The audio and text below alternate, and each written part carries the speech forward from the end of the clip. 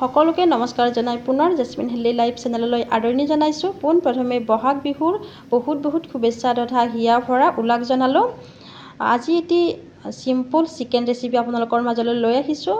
বহুত টেষ্টি হয় খাবলৈ আৰু বনাবলৈ বহুত সহজ, লগতে কম সময়তে বনাব পাৰি। মাত্ৰ 10 মিনিটৰ ভিতৰতে এই চিকেন ৰেচিপি ৰেডি কৰিব পাৰি। চিকেন বনাবৰ বাবে প্ৰথমে লৈছোঁ মই 1 কিলো চিকেন। চিকেনখিনি সুন্দৰকৈ ধুই মেলি চৰিয়া এটাত লৈছোঁ। এতিয়া গেছ জ্বলাই কেৰাহী পাতি দিলোঁ। কেৰাহী গৰম হোৱাত হাফ কাপ মাষ্টাৰ্ড অইল দিলোঁ। আপোনালোকে আন্দাজ অনুযায়ী দিব তেলখিনি। আৰু লৈছোঁ 250 গ্ৰাম অৰ্থাৎ 250 গ্ৰাম পিঁয়াজ। পিঁয়াজখিনি পঠালিকৈ মিহিকৈ কাটিছোঁ। এতিয়া পিঁয়াজখিনি দি লৈ মই 30 ছেকেণ্ডমান সময় ভাজি ল'ম, যাতে পিঁয়াজখিনি পৰা এটা সুন্দৰ ব্ৰাউন কালাৰ হয়, তেতিয়ালৈ ভাজিম। এয়া ব্ৰাউন কালাৰ হৈছে আৰু পিঁয়াজখিনি। আৰু এতিয়া ইয়াত দি দিছোঁ নহৰু পেষ্ট 2 চামুচ। নহৰু পেষ্টখিনি দি আকৌ অকণমান সময় লৰাই দিছোঁ।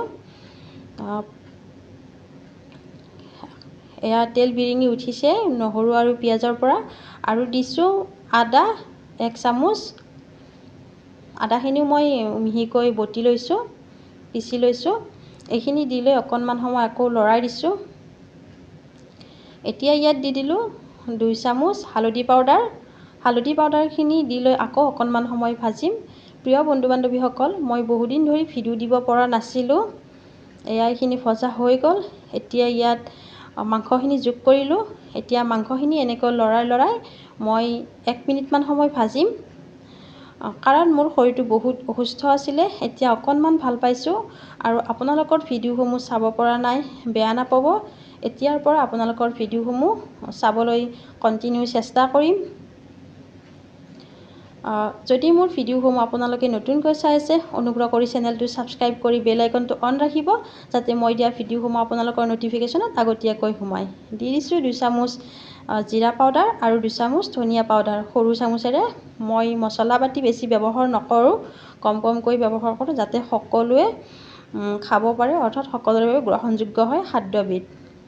এইখিনি মছলাখিনি দি লৈ আকৌ অকণমান লৰাই দিছোঁ। আৰু এতিয়া দিম, জুইটো ৰাখিছোঁ মিডিয়ামত গেছ, হাফ চামুচ ৰেড চিলি পাউডাৰ আৰু হাফ চামুচ চিলি পাউডাৰ, জলকীয়া গুড়ি দি লৈ আকৌ অকণমান সময় লৰাম। এইখিনি মানে লৰাই ভাজিব লাগিব। বেছি সময় নালাগে। জুইটো মাজে মাজে মিডিয়াম কৰিম আৰু মাজে মাজে ল' কৰি দিম। যেতিয়া তলিত লাগি ধৰাৰ নিচিনা হয়, তেতিয়া অকণমান ল' কৰি দিম। আৰু এতিয়া দিছোঁ আন্দাজমতে নিমখ। আপোনালোকে যিমানটো নিমখ খায় বা ব্যৱহাৰ কৰে সেনেকেই দিলেই হ'ল।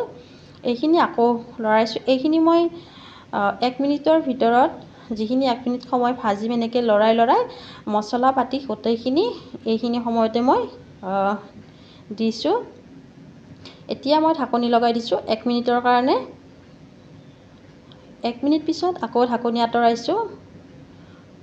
আকৌ অকণমান লৰাম, অকণমান মানে 30 ছেকেণ্ডমান সময় লৰাই ভাজিম। এনেকৈ চিকেন বনালে খাবলৈ বহুত টেষ্টি হয়। আৰু চিকেনৰ টেষ্টটো একেবাৰে লোকেল চিকেনৰ নিচিনা লাগে, ব্ৰইলাৰৰ টেষ্টটো। সেইকাৰণে মই মাজে মাজে এনেকৈ বনাওঁ। আকৌ 2 মিনিটৰ কাৰণে ঢাকনি লগাই দিলোঁ। এইখিনি সময়ত লৈছোঁ মিডিয়াম চাইজৰ বিলাহী 4টা। বিলাহীটো দেখুৱাইছোঁ কিমান ডাঙৰ লৈছোঁ মই। বিলাহীখিনি এতিয়া সুন্দৰকৈ কুটি মেলি ল'ম এইখিনি সময়তে। আকৌ 2 মিনিট পিছত ঢাকনি আঁতৰাইছোঁ, অকণমান লৰাই দিছোঁ। লৰাই দি এতিয়া কুটি লোৱা বিলাহীখিনি ইয়াত দি দিলোঁ।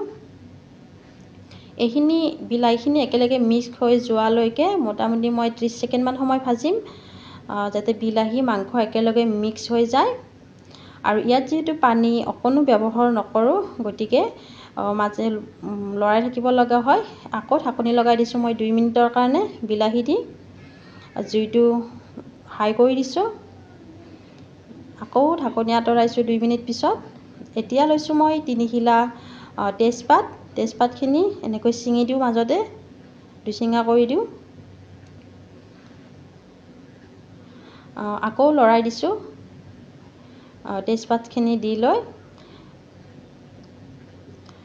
এই চিকেন এনেকৈ বনালে খাবলৈ বহুত সোৱাদ লাগে আৰু আপোনালোকে যদি এবাৰ ইয়াৰ সোৱাদ লয় বাৰে বাৰে খাবলৈ মন যাব। আকৌ ঢাকনি লগাইছোঁ 1 মিনিটৰ কাৰণে, জুইটো মিডিয়াম কৰি দিছোঁ।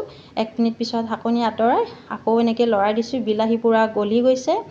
এতিয়া লৈছোঁ 1/2 চামুচ জালুকৰ গুড়ি, এইখিনি আকৌ লৰাই দিছোঁ। অকণমান জালুকৰ গুড়িখিনি দি লৈ জুইটো হাই কৰি দিছোঁ। আকৌ জুইটো মিডিয়ামত ৰাখিছোঁ। এইখিনি এতিয়া ইয়াত দি দিছোঁ চিকেন মছলা 1/2 চামুচ।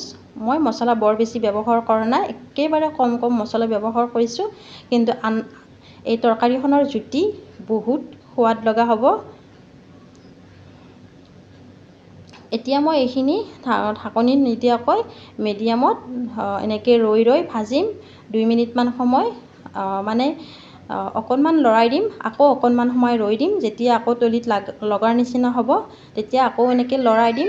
এনেকৈ লৰাই মই 2 মিনিটমান সময় ভাজিম। বহুত সহজ হয় এই ৰেচিপিটো বনাবলৈ, বেছি টানো নালাগে আৰু মছলা পাতিৰ বেছি প্ৰয়োজন নহয়।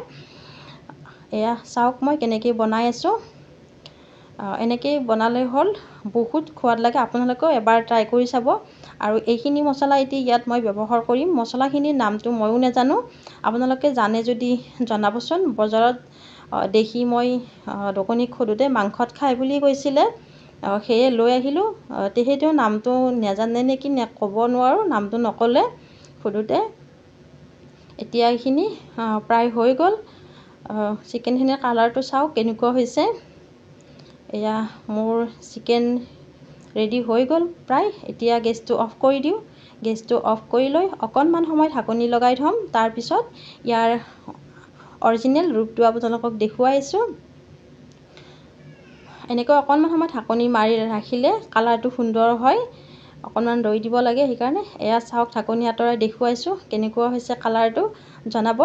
আৰু এতিয়া লৈছোঁ এটি বাউলটো এখন টিচু পেপাৰে মুচি লৈছোঁ। এতিয়া বাউলটোত খাবৰ বাবে অৰ্থাৎ পৰিৱেশন কৰিবৰ বাবে চিকেনখিনি এনেকৈ লৈ লৈছোঁ। আপোনালোকেও বাৰু কেতিয়াবা এনেকৈ চিকেন বনাই খাই পাইছেনে জনাবচোন। আৰু যদি খোৱা নাই নিশ্চয় এবাৰ টেষ্ট কৰিব বুলি আশা কৰিলোঁ, ট্ৰাই কৰিব বুলি। এয়া এতিয়া ফাইনেল লুক। বাতিত ধনিয়া পাত এখিলাৰে এনেকৈ সজাই দিছোঁ। ফাইনেল লুকটো কেনেকুৱা হৈছে।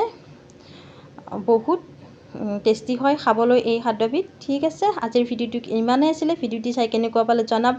আৰু যদি ভিডিঅ'টি ভাল লাগিছে তেনেহ'লে লাইক, কমেণ্ট, লগতে পৰিয়াল বন্ধুবৰ্গৰ মাজত শ্বেয়াৰ কৰি দিব। আৰু যদি মোৰ ভিডিঅ'সমূহ ভাল লাগিছে তেনেহ'লে কমেণ্ট বক্সত জনাবলৈ একেবাৰে নাপাহৰিব।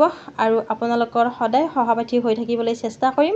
এইকেইদিন বেমাৰৰ কাৰণে অকণমান বিৰতি লৈছিলোঁ, এতিয়া অকণমান সুস্থ হৈছোঁ, গতিকে আপোনালোকেও বেয়া নাপাব। ঠিক আছে, তেনেহ'লে আজি ইমানতে বিদায় মাগিম।